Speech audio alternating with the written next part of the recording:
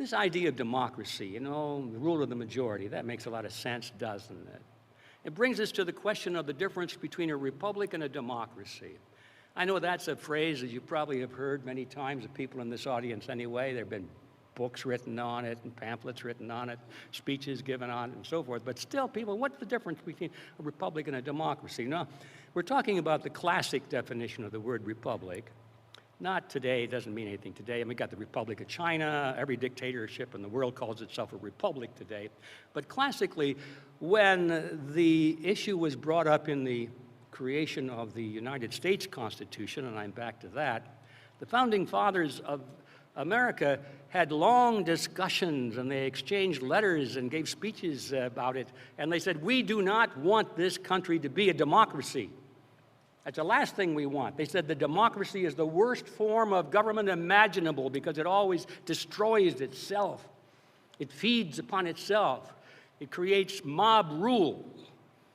And it just works so long as the majority can plunder the minority until finally everybody's plundering everybody else, and then it collapses and always goes into a form of dictatorship. And they said that over and over and over again. And they looked to history for examples, and they were right. They don't teach that in school now. In fact, they didn't teach it when I was going through, which was 3,000 years ago. And they had already forgotten it then. But it's a fact. So what is this difference between a republic and a democracy? Well, majority rule. Is that a good idea under all circumstances?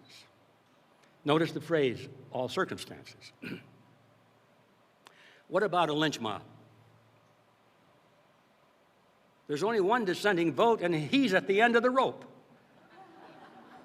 That's majority rule, is it not? Oh, wait a minute. Yeah, it is. That's majority rule, but that's not such a good idea either. Why not? It's because individuals have rights. Even individual of one against the group has a right to a fair trial, at least. And so the difference between a republic in the classical definition and a democracy is the democracy is majority rule, end of discussion. As long as you can get 51% of the vote, then you can do anything you want to do to the other 49%. Too bad about you guys, but you lost. We're winners. That's the kind of world we live in today. Democracy. We do have democracies today. They didn't start out as democracies, but that's what they have become. But a republic says, no, you can't do that. The majority cannot deny the rights of the minority, even a minority of 1 against 100 million. Mathematics has nothing to do with it. It's the principle of the individual. You see, we're back to individualism versus collectivism. It's the principle of the supremacy of the individual. We have rights that are ingrained in us, and I don't care how many other people there are that want to take our rights away. They may be able to do so because they have all the numbers, but they don't have the right to do so. And so if we're putting together the kind of a philosophical program that we want the future to live by, we want our children and grandchildren to live by, and within, we better be very clear on the idea that the individual is the cornerstone of society and not the group.